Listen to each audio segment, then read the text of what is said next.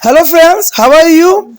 Welcome to Japan Study Center. Today we are going to see the chapter of geography and what is our topic today?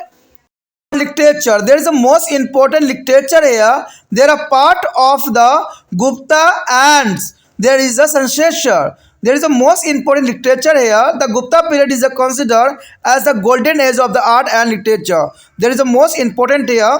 A whole body of the religious and scholar literature was completed in the period.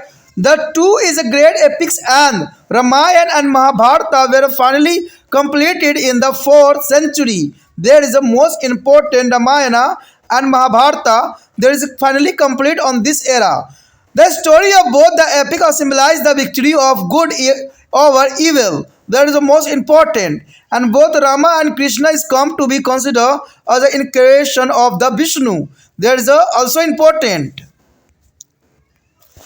The Gupta period is a mark the beginning of the written of the literature is now as the Puran. There is the most important here Purans and this text is referred to the story about the Hindu gods and the mention the way to the place of their through the past and pilgrimage image and the major Puran written in the period are there a Vishnu Puran is a Maya Puran and the Matya Puran. There Matyas Puran is the most important here for the worship of the Shiva, Shiv Puran and the written is the way to the various incarnations and the Vishnu are the is glorified in the Brahman Puran, Vaman Puran and the Narsimha Puran. There where is the mean for the worship of common man and some Smritis are there are law books where also is a complied in the Gupta period and one of these is a Narada Samriti. Narada Samriti through there is a light on the general social and economical rule and the regulation of this period.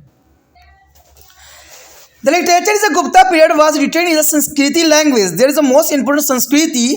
The great of all the poet was Kalidas who lived in the court of Chandragupta II in the 50th century. There is a most important here and his the work are the very famous and has been to the translated in the many European languages. Some of the work that is the author as the Meghdootam, Avi Sakuntalam, and the Raghava Meshwam, and the Kumar Sambha, and the Ritu Mahara. There is the most important here. The notable is a feature of the work is that is the character of the higher caste speak a Sanskriti will the those of lower caste and the women speak in the Prakritik. The other famous is the dramatics is the two have a flourish in the period are Sudraka at the right Vada, Mrik Chakratram and the Vishukadata who is the author Vada Mudraksha. There is the most important here. In the 17th century is the Bandevate, their court poet of the Harsh. There is the most important. The 17th century is a Banbhatta is the court of poet of Harsh and were the Harsh Charitra. The Parasik of the Potem, there is a Province written in there is another style in become a model for the later writer.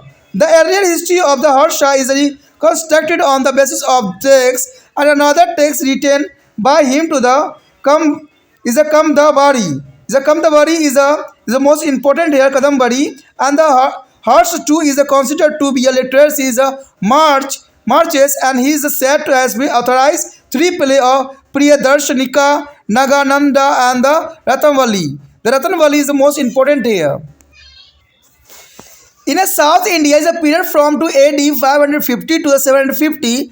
The witness their growth of Bhakti literatures in a Tamil song where is composed by the Vishnua Sant is a Alvar and the Seva is a Sant is a Nayanars in the palace of their respectives of gods. One of the most famous of the Alvar Sant where is a woman is called Andal. There is a Vaishnava is devotionally is a song where later is arranged in the text called to the Nayara Prabhandham and will there those of the Savitis and they are preserved in there is a text is known as the Devan Varma. This is Devan Varma is the most important here. यहाँ पर जो हमारे समक्ष आया अत्यंत महत्वपूर्ण topic साहित्य। देखिए साहित्य का अपना बहुत इम्पोर्टेंट स्थान होता है। कहते हैं उस समय कि हमें राजनीति की जो है पूरी बातों का जो है सही ज्ञान होता है और ये हमें कहाँ से पता चलता है? साहित्य से। यह साहित्य जो है ये किसके अंतर्गत है?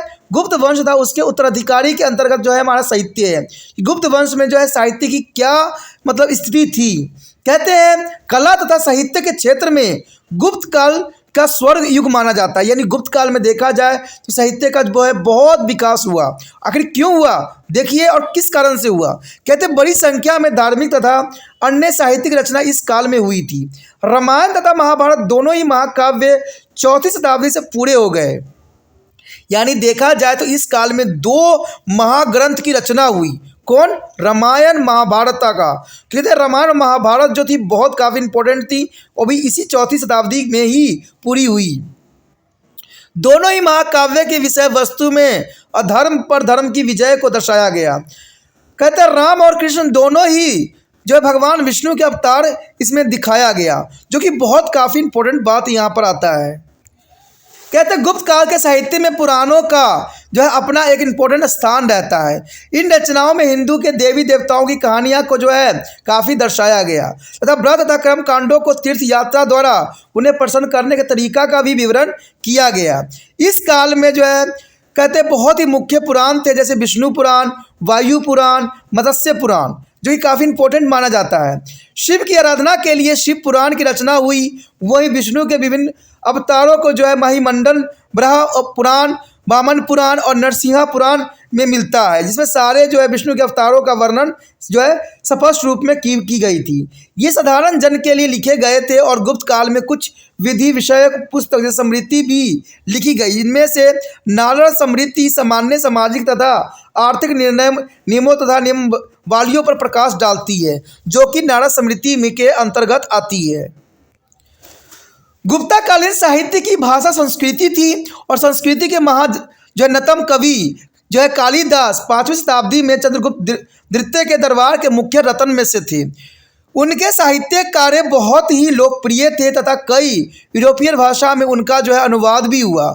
उनकी कुछ चर्चित रचनाएं मेघदूत, अभिज्ञान, शकुंतलम, राजवंश, कुमार संभव और जो है ऋतु संहार सब के सब जो काफ़ी फेमस थे। यानी देखा जाए तो इस समय जो है काफ़ी इम्पोर्टेंट ग्रंथों की रचना हुई, काफ़ी इम्पोर्टेंट भाषाओं में इसको अनुवादित किया गया। कहते हैं मेघदूत, अभिज्ञान, शकुंतलम, रघुवंश, कुमार संभव बहुत ही इम्पोर्टेंट रचनाओं में से मानी जा सकती है। इनकी रचनाओं का मुख्य आकर्षण उच्च कुल के पात्रों द्वारा संस्कृति का प्रयोग तथा साधारण लोगों द्वारा प्राकृतिक भाषा का प्रयोग रहा। इस युग के अन्य चर्चित लेखक जो थे शूद्रक, जिन्हें हम जो मच्छकटम और जो है विशाखा दत्त, जिन्होंने मुद्राक्षस की रचना किया था, जो कि काफ़ी इम्पोर्टेंट था। मुद्राक्ष काफ़ी इम्पोर्टेंट रचनाओं में मानी जाती है, जिसकी रचना जो था शूद्रक ने किया था। 7वीं शताब्दी में हर्षवर्धन के दरबारी कवि ने अपने संरक्षण की प्रशंसा करते हुए हर्षचरित का जो है सूचन किया था। कहते अत्यधिक जो अलंकृत भाषा में लिखी गई यह रचना बाद के लेखकों के लिए बन गई उदाहरण। हर्षवर्धन के शासन काल के आरंभिक इतिहास की जानकारी इसी पुस्तक से हमें प्राप्त होती है। उसके द्वारा लिखी अन्य रचना जो है कादंबरी। हर्षवर्धन स्वयं भी एक साहित्यिक सम्राट था।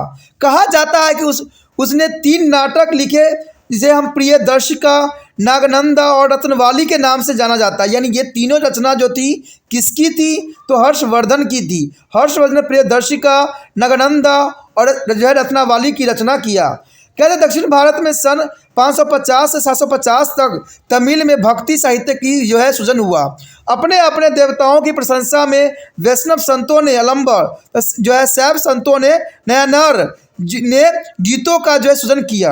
अलंबर संतों में सर्वाधिक चर्चित संत एक महिला अंदल थी। यानी देखा जाए तो महिलाओं ने भी बहुत काफ़ी रचना को इम्पोर्टेंट बना दिया। वैष्णव भजनों के बाद में जो है नलीरा प्रबंधम और सभ्य भजनों को देवराम नामक संकलन में संकलित कर लिया गया।